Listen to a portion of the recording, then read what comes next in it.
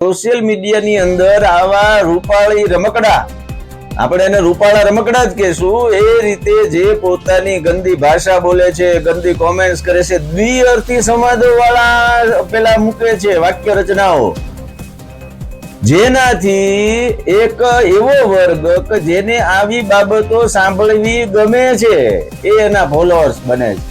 અનેક એવી છોકરીઓ કે મહિલાઓ કે એવા લોકો છે કે જેને પોતે જે છે એનાથી વધારે સારું દેખાવું છે, પોતાની ઉંમર જે હોય એના કરતા એના શોખ જે છે એટલા બધા વધારી દે છે કે પોતાની કક્ષા જે છે એના કરતા વધારે સારા, હવે બે જોડી સારા કપડા પહેરી કે ભગવાને કંઈક તમને સારો ચહેરો કે સારું ફિગર આપ્યું છે તો તમે એનું પ્રદર્શન કરી અને સમાજમાં પોતાના પરિવાર કુટુંબની આબરૂ ધૂળધાણી કરો છો અને જે પોતે એક પબ્લિસિટીની ભૂખ સંતોષે છે, આનાથી એ પરિવારને તો નુકસાન કરે જ છે.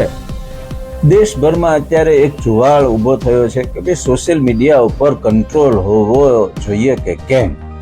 જે રીતે પેલો આલિયા બાદિયા નામના એક વ્યક્તિ જે છે એમણે એક કાર્યક્રમના બહાને જે પોતાના શબ્દોથી વિકૃતિ સમાજને પીરસી છે અને સુપ્રીમ કોર્ટે પણ કડક વલણ અખત્યાર કર્યું છે, અત્યારે ભાઈ ભાગતો ફરે છે. પરંતુ સોશિયલ મીડિયાની અંદર ફેમસ થવા માટે જે રીતે ગંદા કોમેન્ટ્સ અને ગંદી વાતો કરવાની જે એક ફોલોઅર્સ ઉભા કરવા માટેની રીત અપનાવી છે એ સમાજ માટે ખતરાના ઘંટડી રૂપ જ છે, જેનો તાજો દાખલો જે છે હવે આમ કહી શકાય કે એના પરિણામ આવવાનું ચાલુ થઈ ગયા છે. જેનો તાજો દાખલો એ છે કે રૂપાળી રાધા, 44K થી પણ વધારે ફોલોઅર્સ ધરાવતી આ રૂપાળી રાધા એ આપઘાત કરી લીધો છે. પોતાના ફ્લેટમાં ગળા ફાંસો ખાતી હાલતમાં મળી છે આ રૂપાળી રાધા. હવે જો આ વળગણ જે છે એ તમને એક તો પહેલી વાત તો એ છે કે તમે ગંદા શબ્દો, ગંદી વાતો કે ગંદી કોમેન્ટ્સ કરીને જે રીતે સોશિયલ મીડિયામાં ફેમસ થવાના પ્રયત્નો કરો છો, એનાથી એક જ વર્ગ કે જેને આવું ગંદી સાહિત્ય ગમે છે, સમાજ સ્વીકારતો નથી, એના કારણે એ સમાજથી વિખૂટા પડી જાય છે, પોતાની એક અલગ માનસિકતા ઉભી કરે છે. હું કંઈક છું, હું સારી દેખાઉં છું, આવા બધા હોવાના કારણે સમાજથી અલિપ્ત રહેવાના કારણે એકાંતપણું આવ્યું અને એમણે ફાંસો ખાઈ લીધો. શું છે આખો મામલો, આવો જાણીએ આ અહેવાલમાં.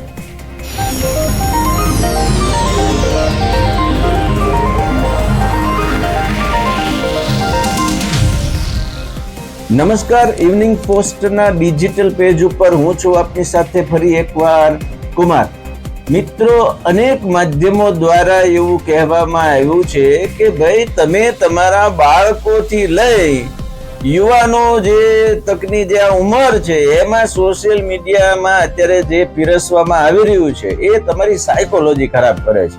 તમે આખો દિવસ જે રીતે સ્ક્રોલિંગ કરીને જુઓ છો એમાં જ્ઞાનવર્ધક, માહિતીવર્ધક કેટલું જોવો છો એ વિચારો. હવે તમને શું કામ ગમે છે? કારણ કે સોશિયલ મીડિયાની અંદર આવા રૂપાળી રમકડા, આપણે એને રૂપાળા રમકડા જ કહેશું, એ રીતે જે પોતાની ગંદી ભાષા બોલે છે, ગંદી કોમેન્ટ્સ કરે છે, દ્વિઅર્થી સંવાદો વાળા પેલા મૂકે છે વાક્ય રચનાઓ, જેનાથી એક એવો વર્ગ કે જેને આવી બાબતો સાંભળવી ગમે છે એ એના ફોલોઅર્સ બને છે. આખો દિવસ તમે આવી અલગ અલગ પ્રકારની જે કાંઈ સોશિયલ મીડિયા ઉપર એક્ટિવ છોકરીઓ છે કે મહિલાઓ છે એ પોતાની વિકૃત માનસિકતા સંતોષવા માટે જે છે એ સોશિયલ મીડિયા પ્લેટફોર્મનો ઉપયોગ કરે છે. સમાજ એને ક્યારેય સ્વીકારતો નથી. આ અગાઉ પણ અમે કહી ચુક્યા છીએ કે સમાજ, જેમ કે આ રૂપાળી રાધા ને એના મા બાપ ભેગા એ નહોતી રહેતી, એકલી ફ્લેટમાં રહેતી હતી. હવે સોશિયલ મીડિયામાં એને 44K ફોલોઅર્સ હોય પણ સમાજ જે છે એ એને સ્વીકારી શકતો નથી. અરે ભાઈ, કોણ એને એવી રીતે સ્વીકારે? જે રીતે અમુક રીતે ગુજરાતીની પણ કેટલીક એવી મહિલાઓ છોકરીઓ છે કે ખુલ્લેઆમ ગાળો બોલે છે, ખુલ્લાઆમ બીભત્સ લખાણો લખે છે, ખુલ્લાઆમ સેક્સ જેને કહેવાય કે એની વાતો કરે છે. આજના સમયની અંદર આવા બધા જે કન્ટેન્ટ છે એની ઉપર કંટ્રોલ મૂકવાની માંગ એટલા માટે ઉઠી છે કે આનાથી સાયકોલોજી, માનસિકતા ખરાબ થાય છે. સમાજે હવે સમજી લેવું પડશે કે આવા જે કાંઈ કન્ટેન્ટ છે એનાથી દૂર રહેવાનું છે. સોશિયલ મીડિયા છે એ મોટા ભાગે તમને જ્ઞાનવર્ધક અથવા તો જે કાંઈ બનાવો બને છે એની માહિતી તમને આપે, એમાંથી તમે સચેત રહો, જાગૃત થાવ, અવનવી માહિતી આંગળીના ટેરવે મળે છે, સારી બાબત છે. પણ જે આનું નબળું પાસું છે એમાં આજે આવ્યા સોશિયલ મીડિયા લઈને ફિલ્મ સુધીના જે કાંઈ આ ટાઈપના અભરખા છે એ જોખમી થઈ રહ્યા છે સમાજ માટે અને એ વ્યક્તિઓ માટે. કારણ કે સમાજ આવા વ્યક્તિઓને ક્યારેય સ્વીકારતો જ નથી ને સ્વીકારી શકે પણ નહીં. તમે એક બાજુ તમે કરીના કપૂર ને પેલી ભાઈ નામ શું રવીના ટંડન ને આલિયા ભટ્ટ ને આ બધાને આઈડોલ માનો છો, પણ એટલું તો વિચારો કે એમણે પણ પોતાનું ઘર ગ્રસ્ત જીવન જે છે એ સંભાળી લીધું છે ને આ બધી એટલે કરોડોની આવક મૂકી દીધી. સમાજની અંદર આવા ગંદા કન્ટેન્ટ પ્રસ્તુત કરનાર, એ પછી મહિલા હોય કે પુરુષ હોય, એનો બોયકોટ થવો જોઈએ. શા માટે ભાઈ તમે આ રીતના આવા અંગ પ્રદર્શન કે આવી અશ્લીલ ભાષાઓ કે દ્વિઅર્થી સંવાદો મૂકી અને પોતે એમ કહો છો હું ફેમસ છું, મારા ફોલોવર્સ એટલા છે? સમાજમાં તમે સમાજના જે ધારાધોરણ છે એ મુજબ જીવન જીવો છો તો જ તમને સમાજ અપનાવી શકે.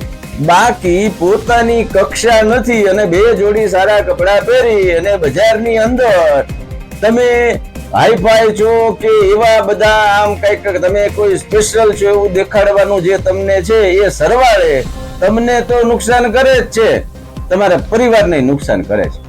રૂપાળી રાધાનો આ કિસ્સો જે છે એ હવે સોશિયલ મીડિયા ઉપર આવા ગંદા કન્ટેન્ટ કે ગંદી કોમેન્ટ્સ કે અભદ્ર ભાષા વાપરીને જે લોકો ફેમસ થવાના અભરખા સેવતા હતા એ હવે એકલા પડવાની શરૂઆત થઈ ગઈ છે એમ સમજી શકાય.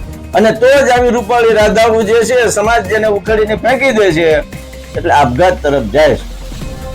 આપણે આશા રાખીએ કે સમાજમાં આવા ગંદા કન્ટેન્ટ પ્રસ્તુત કરનારનો સમાજ જ બહિષ્કાર કરવાનું શરૂ કરી દેશે અને જે લોકો આવા ગંદા કન્ટેન્ટ મૂકી અને સમાજને ગેરમાર્ગે કે યુવાધનને ગેરમાર્ગે દોરવા પ્રયત્ન કરે છે એ પણ આ રૂપાળી રાધાના આપઘાત કેસમાંથી ધડો લેશે. ઇવનિંગ પોસ્ટ ચેનલને આજે જ લાઈક કરો, શેર કરો, સબસ્ક્રાઇબ કરો. આભાર.